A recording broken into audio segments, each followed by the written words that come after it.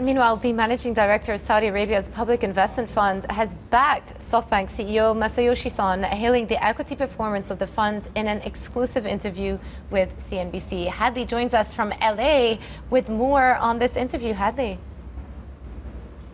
Absolutely, Jumana, you hit it right on the head there. He's supporting SoftBank, he's supporting the Vision Fund. Essentially, they're the managing director of Saudi Arabia's Public Investment Fund. That's their sovereign wealth fund. They basically have $300 billion in assets, and they're hoping by 2030 that they're going to increase that number to as much as $2 trillion. I asked him, are you happy with SoftBank? Because we hear a lot of rumors, a lot of reports in the press that a lot of other people aren't so happy. What did he tell me? Listen in. PIF today is $300 billion assets under management. In 2015, we were only 150. So we doubled up. So with the Vision Fund, that's a commitment of $45 billion. And they've deployed almost 80%, 85% of it. The performance so far is really great. The equity performance is amazing, and they've entered in some of the investments, and they exited some of these investments, which is demonstrating the actual performance of the fund. Several reports, though, that individual investors are concerned about the leadership there, in the sense that they feel like Masayoshi puts the SoftBank ahead of the Vision Fund in terms of assets, in terms of concentration. Actually, how do you respond to that? Yeah, when we started negotiating the terms, it took us like 9 months to negotiate the terms with them. So you self-protected. So it was like we committed to $45 billion in 45 minutes, but the terms negotiation took us 9 months. Part of the terms negotiation was the relationship between SoftBank and SoftBank Vision Fund. So we have like a threshold for investment. Anything above a certain amount, I think it's like 500 million, it goes directly to the SoftBank Vision Fund. Anything less can be held at the SoftBank Group.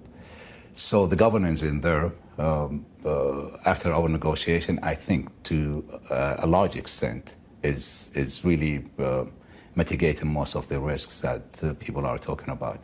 So I don't believe that the concern is valid. Of course, it comes as no surprise that the Public Investment Fund, amongst their many investments, of course, they're looking eastward, they're looking to China, they're looking to Russia as well. And this, of course, as you guys know, brings with it a whole host of geopolitical concerns as well. Now, here at the Milken Institute's conference, over the last couple of days, I've had the chance to catch up with a lot of leaders from the MENA region, a lot of people that I see on a regular basis at conferences just like this one. But the conversation really has moved the dial forward in the sense that there's a growing recognition that as the UAE and Saudi Arabia, among others, get closer and closer to countries like China, that could create some waves in Washington. I had the chance to catch up with the UAE's ambassador to Washington, Yusuf Al-Ateba, and I asked him about that. Listen in.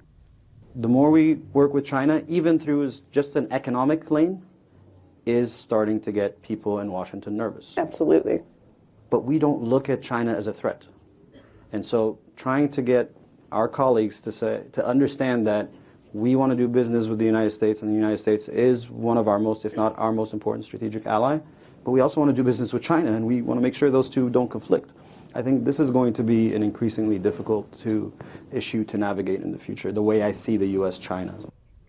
Increasingly difficult, and certainly for leaders not just in the UAE, I've said, but also in Saudi Arabia, in Egypt, and other Middle East countries as well. They're not just talking to the Russians, guys. They're also talking, again, to the Chinese. I had the chance, as you saw, to sit down in that exclusive interview with the head of the Public Investment Fund. I asked him very specifically about where he's looking for returns, how excited he is about China. He said, I still don't know that much about China. I've been there 4 or 5 times. I'm going to continue to go there in the future. But we are planning to open an office in Asia with a focus on China. Listen in. We're open up in New York, in London, San Francisco. Now I'm thinking seriously even to accelerate the Asia office because we see a lot of potential over there.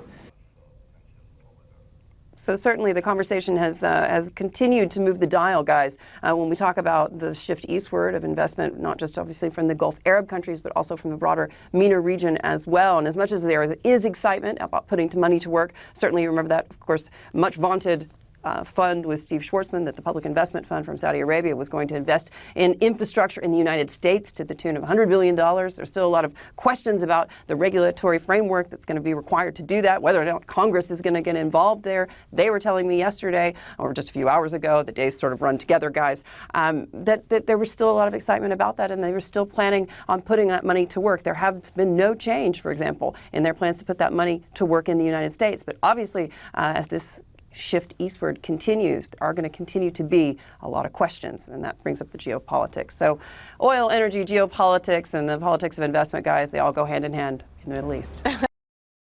Hi, I'm Joanna Bersecci, and thank you for watching. You can check out more of our videos by clicking on the boxes on the screen.